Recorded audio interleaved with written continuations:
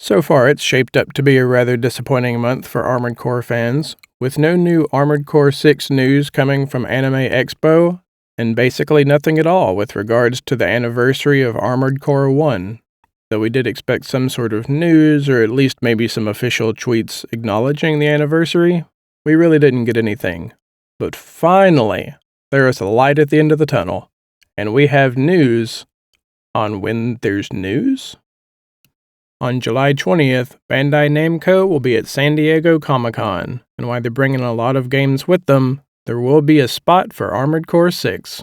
There's been a lot of people jumping on the bandwagon saying that Comic-Con is going to include a playable demo of Fires of Rubicon, but I'm here to tell you that is probably not the case. Sorry to burst your bubble, but in the descriptions of other games like Sandland and Tekken, they actually include info on a playable demo or playable console areas. But that's not the case for Armored Core 6. In fact, the description reads, "Pilots wanted.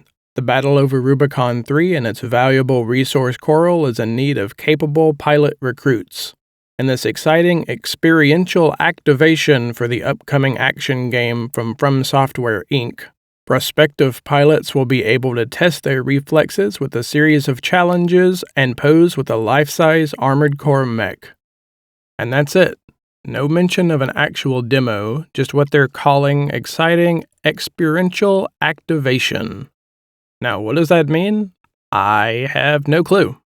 But the tone of a lot of the articles make it sound like it might actually be some sort of physical activity to test reflexes, things like that, or maybe something VR, but it doesn't seem to indicate that it's an actual demo. There's also the part about posing with a life-size Armored Core mech, and while I'd seriously doubt it's life-size to actual armored cores, it's probably right around human size. Otherwise, we have to assume the entirety of the advertising budget went into making this giant fighting robot. So I have to assume that it's not actual life-size to Armored Core, but rather life-size as in it's about the size of your average person. Then again, maybe we should assume that they poured their entire advertising budget into a giant fighting robot, because they certainly haven't been using it on anything else advertising related. So maybe it just doesn't exist? Maybe they're holding out till closer to release. Or maybe they spent it on a giant metal flying robot. Regardless, we'll find out soon. In fact, it's totally possible that it's just a blown-up version of the statue that we get for the pre-order, which, don't get me wrong, would be super cool. But I cannot afford those tickets. Our second bit of news is due to be released all the way on August 18th in Japan, in the form of the Armored Core 6 Fires of Rubicon Briefing Document Mookbook. Now, what is a mookbook, you may ask? It's a portmanteau of magazine and book, and a popular Japanese format that's similar to a US magazine, but is intended to stay on bookstore shelves a little bit longer. What does that mean? It means generally longer articles, and things that will be more relevant than just a couple of weeks to month it's released. So it's a longer-lasting format than a magazine, but not quite a book. Famitsu indicates it'll include interviews with director Yu Yamamura and producer Yatsutaka Ogura, as well as a series review feature and a B2-sized tapestry, which is going to be akin to sort of like a poster, and I have to imagine it'll probably include the artwork that's on the Game Informer magazine, as that same artwork is used for the briefing document in question.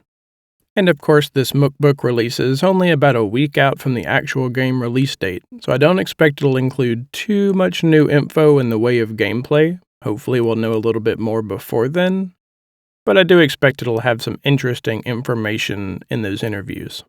But we'll just have to wait till its release and its translation to find out. Moving on from Armored Core and into a brief bit of channel news, I'm officially a YouTube partner, which is awesome. Thank you so much, everybody, for your support, and even though there's a long way to go, I've come a long way from when I started, and partnership means a lot of things. It means, to celebrate the occasion, I've updated a lot of the graphics. I've got a brand new logo for the channel, new banners, etc., etc. It also means, as I move forward into focusing on YouTube specifically, that I will be using it as my live streaming platform, most likely when Armored Core 6 releases, maybe some stuff before then, as opposed to Twitch, and so I'll be ending the Twitch channel in question. It also means I'll be focusing more on my YouTube memberships, as opposed to Patreon at the moment, so while the Patreon page is still up, it's just going to direct you back to YouTube to join the channel. And let me start off by saying that I have no intention of locking any of my actual content behind a paywall. But if you do support the channel, you'll get a couple of cool bonuses out of it. All memberships will get a loyalty badge next to their name showing how long you've been a supporter of the channel. You'll get the ability to use custom emojis in comments and live chat, including the now infamous T for Teen, so you too can celebrate family-friendly war crimes. You'll get behind-the-scenes pictures of my workspace, my projects, and my assistants. And by my assistants, I mean my pets, of which there's a lot.